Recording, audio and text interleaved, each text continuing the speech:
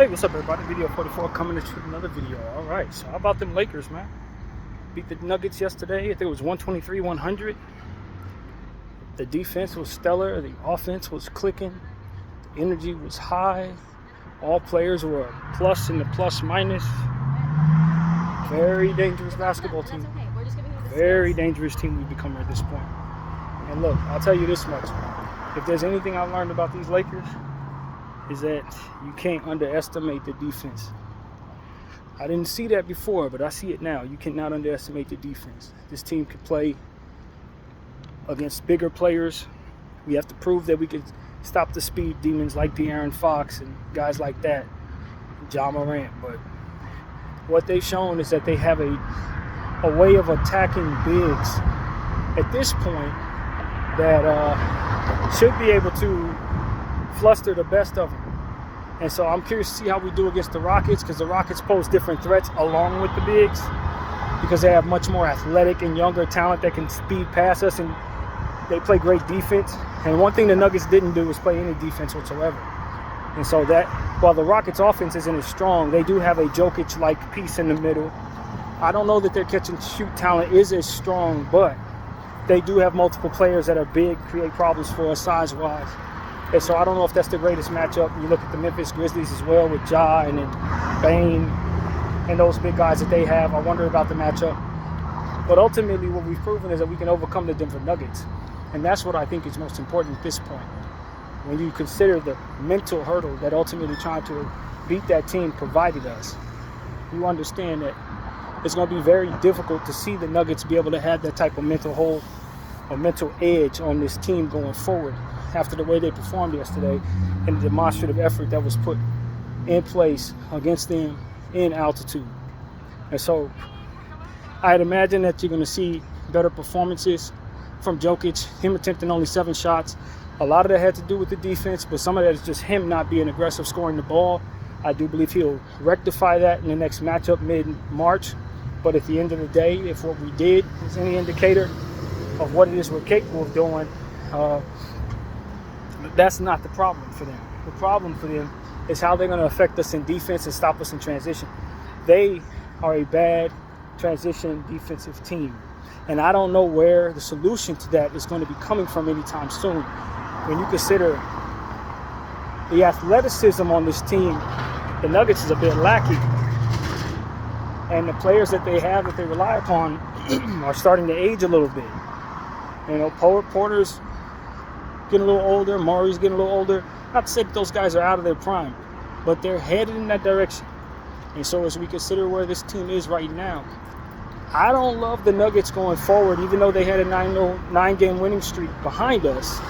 When you consider that they beat some teams that were not very good in that streak, and if you look at how they've been performing against above 500 teams throughout the course of the entire season, they have been losing these games.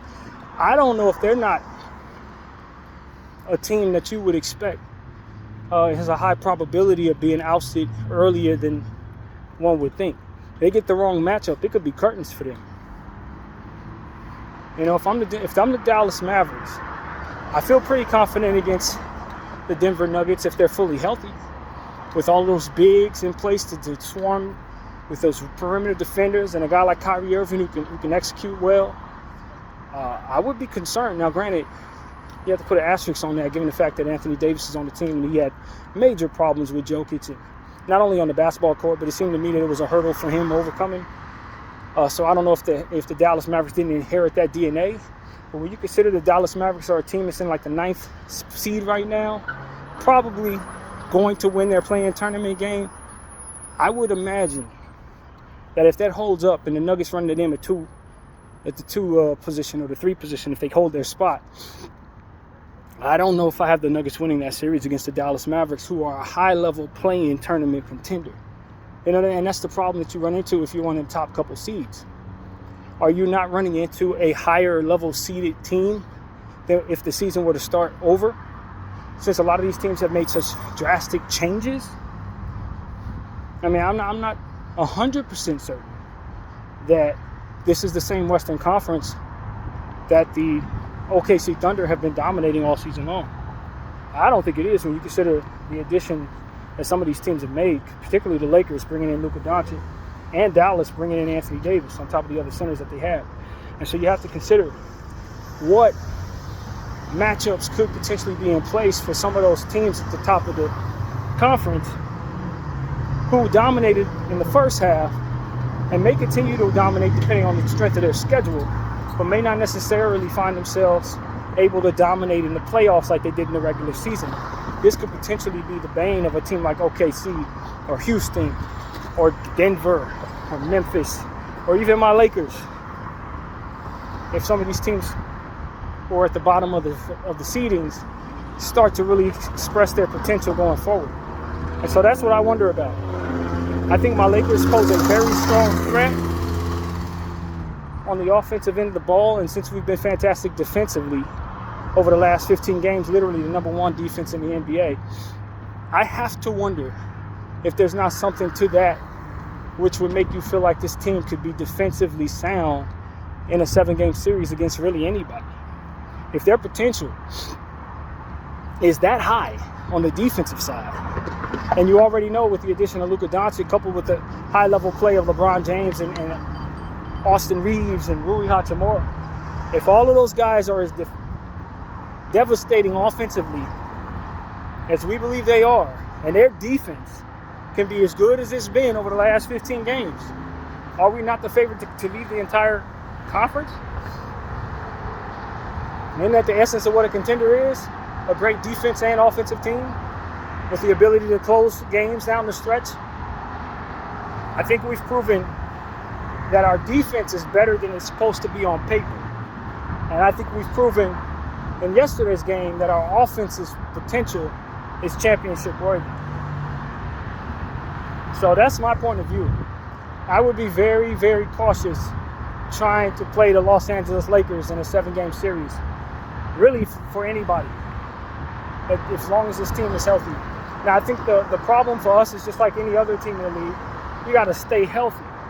You still got 30 games left, or 28 games rather, left in the regular season for my Lakers. We got to keep our main pieces in place, healthy and ready to exert energy.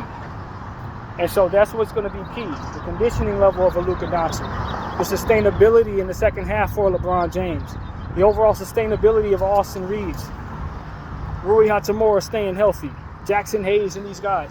We need our defensive players to be on the floor just as much as well. You consider Gabe Vincent, Dorian Finney-Smith, Jared Vanderbilt. How healthy can we rely upon those players in the second half of the season? If we can keep these people healthy, I think the Lakers can be a ridiculously good contender. I legitimately think that they could be a real problem for a lot of teams in the Western Conference who want to face it. And so that's my point of view. I'm a believer in the Los Angeles Lakers, especially if they can continue to get from Luka Doncic basically what you would expect from Luka Doncic, which is what we got from him last night. Seems like the guys that need to make sacrifices off ball are ready to do that. LeBron James looks like he's ready for the sacrifice. I think we're better for it. I think he's an excellent receiver of the basketball, as he said yesterday in his post-game comments about Luka being a quarterback and him being a receiver. I think that that's legitimate. I believe that there will be plenty of times where LeBron James will still be on the ball, especially when Luka sits down, so he'll have a healthy dose of playmaking ability, opportunities to showcase his gifts in that way and to continue to keep his rhythm in that way. It seems to me that Luka Doncic is extremely intentional on making sure that his co-playmakers are in rhythm as well as playmakers. He gets them the ball rather quickly. And from what I've seen when he controls the rock, I'm very comfortable with Luka Doncic shooting off the dribble, which is something that if you study Luka's game is one of his great strengths. And so when he takes long ball threes and stuff like that, I feel very confident that they're going in. And he's a devastating player, especially when he's locked in defensively. As I said, since he's been a Laker, in my opinion, taking into account his conditioning not being where he would like it to be, I think he has been an above average defensive player. I do believe that. And yesterday he had 4 steals. I thought he was one of his best defensive games maybe of his entire career. But I think that since he's been a Laker, he's been intentional on being a plus on the defensive side. It's almost as if he's taken his defense very seriously since becoming a Laker. And his communication has been good, calling out screens and things of that nature. And the units have been good with him on the floor for the most part, surrounding him with defensive players that can complement his effort. And so that's why I like what I've seen from Luka as well. It's because we've done a good job there. The rotations were great last night against the Denver Nuggets. I thought, again, we witnessed rotations that allow for complementary pieces next to key players that need certain things. Thought we did a great job of showcasing our playmakers. And I think yesterday was a small sample size of what a balanced Laker attack on the offensive end should look like. A healthy dose of all three of our playmakers having opportunities to playmake, score, get to the line, and find others, including one another, for which they got to play well off the ball in one another's stead. I think Luka is going to be the challenge a little bit to play off ball, but I was extremely encouraged by a couple of things that he did off ball yesterday. So I think Luka is a big body. I don't imagine that the Dallas Mavericks have asked him to be a screener very much, and you don't want to put him in positions to pick up screen fouls. He's too important. But I do think there should be an optimism that he can be utilized as a screener a bit more than what Dallas would ask him to be, since we do have two other high-level talented playmakers that could use screens, and that pick and roll with him being the recipient of a pass is just as dangerous as anybody in the league when you really consider his attributes as a basketball player. He can always find ways of being a hockey assist guy or a complementary connective piece off ball if he gets the ball in situations such as those. You feel the same way about LeBron James. He can catch and then go in many different forms. He can shoot off the dribble. He can make a play for somebody else. He can go to the rim. All of these guys are capable of doing all of these things. The question for me is, can Luka the Don grow to be a pretty high-level off-ball weapon for the Lakers? That way, we can feel confident that we can mix it up even more than maybe we expected to. I understand the Lakers want to put the ball in Luka's hands a good portion of the time, and the NBA has not figured out a way to stop him when he's holding the ball like that. But there were times where the Dallas Mavericks found stagnant offense with him controlling the rock. Whether he was on or off, other guys weren't getting their touches. And I don't think that's a recipe for success when we have so many other players that play make and get in rhythm and stuff like that. So it's going to be incumbent, in my opinion, that we mix that up as we get more and more comfortable with everybody playing with one another, that we do mix that up a lot so that we become more and more unpredictable as an offensive team. So once we figure all of that out, and I think it probably won't be long before we do, you're talking about a basketball team that's going to be basically unguardable. Basically unguardable. So that's pretty much what I see there. I'm very excited about just the overall offensive upside of this LA Lakers team. And now that we have three high-level playmakers on this team, all in need of the basketball, but all unselfish enough to assure that others get it, I think you find yourself being a basically impossible team to keep up with. So that's really where I'm at with it. I think the Los Angeles Lakers are potentially a championship contender, so long as the defense can continue to play at a level that has been on over the last 15 games, and the offense can continue to be as unpredictable as I see in my mind's eye it can be. There are a lot of things and factors that go into that, including health, as we've already mentioned. We've got to remain healthy as a basketball team in order to find ourselves as dangerous as we hope to be. I think you remove the wrong piece from the situation and suddenly you have holes that you may not be able to plug in. So that's a little dangerous when you consider it. But overall, this is turning out to be what we thought it could be when we saw that the trade was made. Yeah, you're losing a lot on the defensive end and on the rebounding side of things. But what you become is one of the most devastating executing offensive teams potentially ever, when you consider how ridiculously gifted our playmakers actually are. Ridiculously gifted. LeBron James and Luka Doncic, and not only are they ridiculously gifted, but they're also very big. And so when you're trying to guard these people, you understand that they can put you in the post and basically push some of the smaller guards that ultimately are going to be asked to guard you out of the way, and it forces higher level offensive talent that may be two-way. For example, I think about the matchup with the Boston Celtics. You're not going to be able to put Drew Holiday on Luka Doncic for any length of time. You're not going to be able to put Derek White on LeBron James at any length of time. So what you're going to have is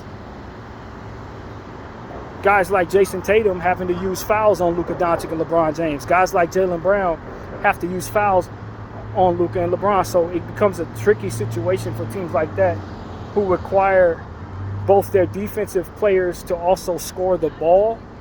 It puts them in a position to have to go deeper into their bench in the event that the guys that we have on our team just draw the fouls that they're prone to draw. Players like Luka and LeBron expected to get their calls. So just off of the sheer understanding of that, if you're on them, you're likely going to get in some type of foul trouble. And so that's something that is really interesting to me when you consider the prospect of how to guard the Los Angeles Lakers. You got to understand that if you are a team like Boston who has two-way talent up and down the line, it's going to be some of the same people you're asking to score 125 points that are also going to be asked to defend unguardable players. So that makes the Lakers extremely dangerous. And I just think that there's going to be a lot of opportunity for Austin Reeves to cook, because a lot of times teams are going to try to take away either Luka Doncic or LeBron James. Not to say that the NBA is going to be able to do that at all, but that's going to be the focal point of defense, to try to remove those players. And in the event that is the case, what you're going to find is Austin Reeves matched up against the third or the fourth best defender in their lineup. That's a cooking situation for a guy like Austin, who's already proven against the Pacers he can go for 45 points.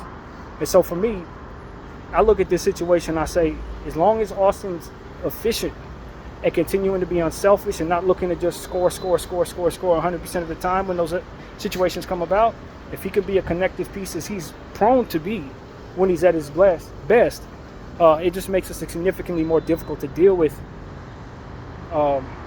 in the event that ultimately a team is effective in being able to remove one of those two playmakers, and then you still have to deal with the other one. So let's say you effectively remove LeBron. You still got to deal with Luka and Austin.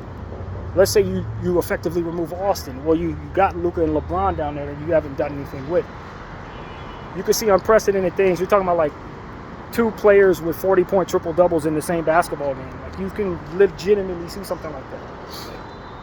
And that's why the Lakers, to me, are a contender, because what you have the potential of is unprecedented domination from a trio of playmakers that you really can't count on not to get to the line 12 times a game, each of them.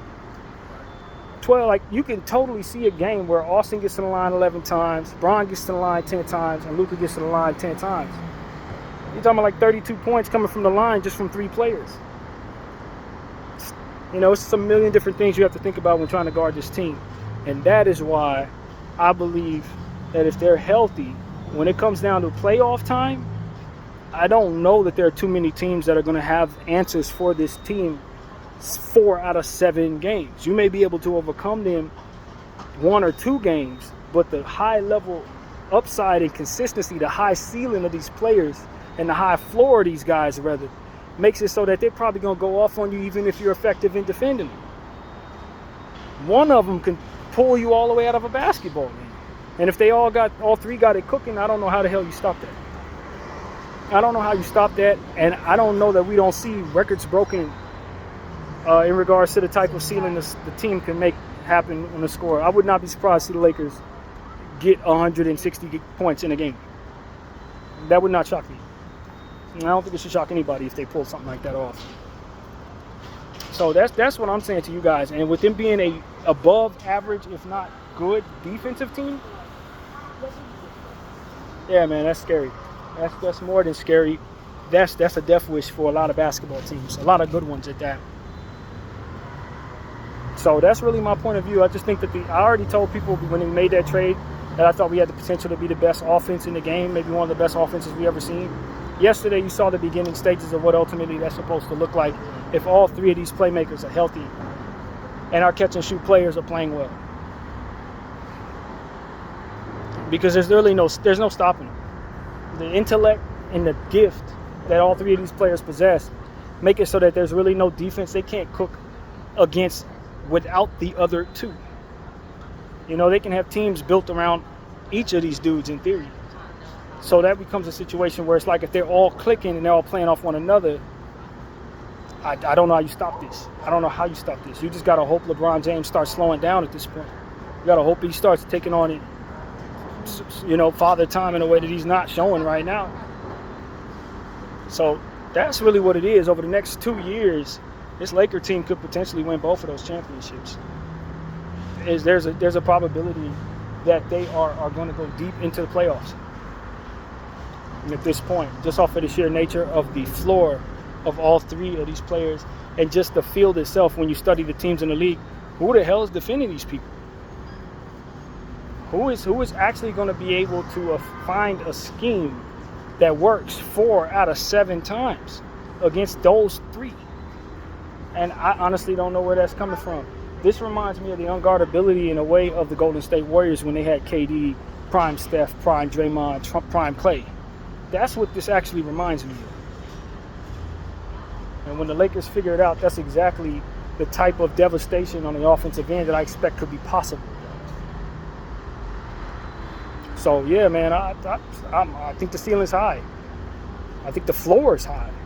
It's just about health. Simply about health. How healthy can this team stay? Can they rely upon all three of these guys 100% of the time? If so, they have a chance to win every game they're in. Now, I do think that the lack of center depth could potentially be an Achilles heel for this basketball club, especially when you go up against a team like Cleveland or go up against a team like OKC. Those are the two things that I think could be a problem for the Los Angeles Lakers when you consider the high-level energy of a guy like Chet Holmgren coupled with Hartenstein. I think that becomes a bit of a problem. You're more reliant to hit your jump shots in these situations. Doesn't mean that the Lakers don't have the efficiency players to do so, but if they don't have it going, you're probably losing games. But other than that, with the exception of rim protection, forcing the Lakers to be in a jump shooting team and the Lakers not hitting jump shots, if you put us in any type of pick and roll situations, the high level talent that we have should be able to pick apart just about any defense you throw in front of them, and should be able to identify the switches in defense as teams try to switch it up, throw different looks at us. That's the problem. That's going to be the real problem. And once you start getting creative in how to defend this team, you're going up against the best the NBA has to offer, relying upon one another. They're going to pick you apart no matter what you throw at them. The genius of LeBron James and Luka Doncic are going to pick you apart no matter what you throw at them. That's what I'm here to tell people. That's what I'm here to tell you. When it really comes down to it, and you start trying to figure out, what we do it. Do we run a zone? Do we run this? They're going to make so few mistakes if they're locked in. So few mistakes. They're going to read what you're doing, and they're great at figuring out how to score on it. And so it just becomes a problem for everybody who's going to have to face this team, especially as they continue to grow more in lockstep with one another, that they gel like they're supposed to. So that's why I think, people talk about LeBron James having 4 championships. I think there's a chance he could end his career with 6 of them at the end of this process. If he plays another 4 years, there's a decent chance that him and Luka Doncic win 2. Unless the NBA does something that they ain't figured out yet. And I'm telling you right now, Austin Reeves on a discount contract makes us souped up. It's just like I said about Porzingis last year coming in trade to the Boston Celtics situation when they already had 2 $300 million players. You got Porzingis on a decent contract, and you got those other 2. It makes it so that you're sticking so much great talent next to one another. Well, the Lakers getting Luka to Don for half the price in trade, and then not having to pay him $300 whatever millions is going to be, makes him an affordable superstar next to another ridiculously great superstar, coupled with an affordable playmaker in Austin Reeves, who's on a great contract. It just becomes a situation where you see that is where the Lakers are going to have the ups on a lot of teams in the league, because there's just more talent within those 3 players than a lot of teams are ultimately able to afford based on how teams are constructed. This is why I always say taking a pay cut as a player is often a very good idea, because it puts your team in a position to shove more good stuff next to you. So this is like another form of the pay cut in the sense that Luka's forced to take one, and Austin took a contract as dirt cheap for his production. So these are the type of things that just make champions. It's the essence of Scottie Pippen on a $1 million deal playing at a Hall of Fame level for several years. It's like, of course you're going to be great. It's the essence of Tim Duncan taking huge pay cuts, and so they could keep Tony Parker and Ginobili. Of Of course you're going to be great. Teams that do that are going to be better than the field because most of the field's not doing that. So the Lakers effectively found a way to do that, and Austin being on a affordable contract will keep that the case. I don't know if Austin's going to want to continue to do that in his next pay situation, but ultimately, that is what I see there. It's just a little more talent in the overall pot on the Lakers side than most teams have represented on the basketball floor. A lot of teams have their picks representing a lot of their value. If they trade those picks, they can add more players. The Lakers have given away just about all their picks. All of their stuff was represented in about 3 players. And so the high ceiling of those 3 players makes them really, really difficult to deal with. And especially since we still are able to retain the pick from the Mark Williams debacle situation. Now the Lakers still have the pick that's coming up that they didn't trade and the pick swap to go and bring more talent to themselves in the offseason.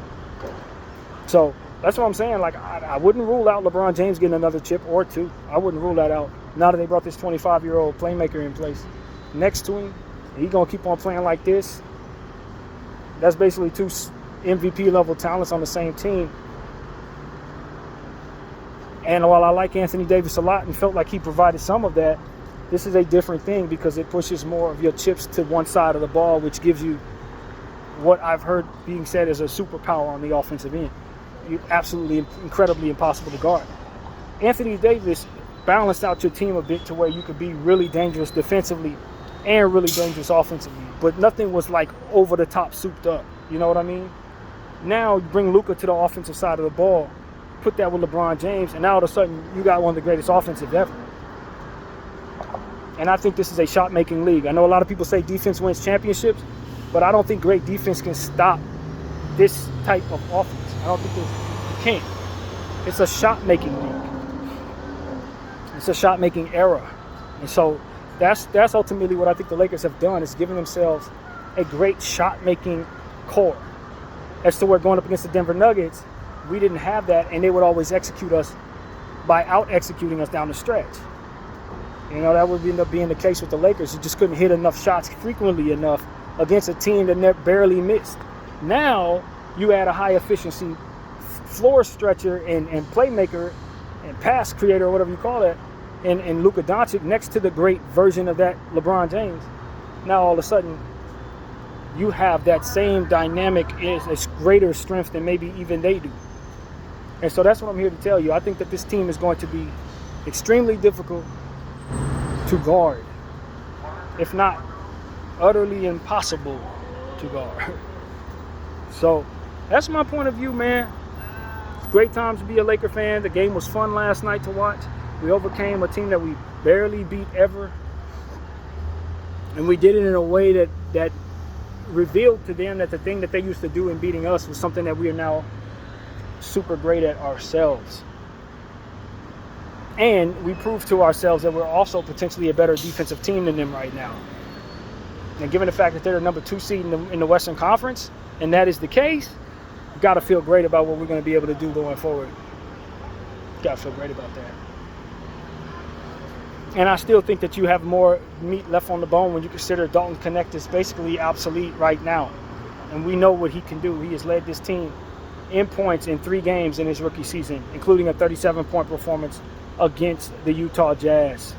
So if we can turn him into a fantastic executing player as well, unlock his off-ball ability that those playmakers can take advantage of, and get out of him defensively, where ultimately we were able to get out of him yesterday in the second quarter, I think in the playoffs, you could see Dalton Knecht being yet another devastating, executing player for the Los Angeles Lakers to be highly efficient, hitting shots and blowing games wide open with impossible offensive efficiency.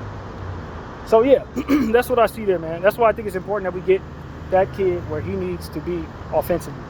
JJ's going to have to unlock Dalton Knecht and find that confidence in Dalton once again to get 15, 20 points out of him off of the bench every night. If we could turn him into that type of player over the next 25 games, this team's ceiling goes up even higher. So that's what I see there, man. I think people have forgotten what Dalton could do. Just last year, he was the leading scorer on a team that made it nice and deep into the March Madness tournament. So for me, I think unlocking that within him is probably priority number one in regards to us reaching our full potential for our coaching staff, that is. And so I hope they figure that out. And I think if they do, look out. BDL 44, I thank you all for watching.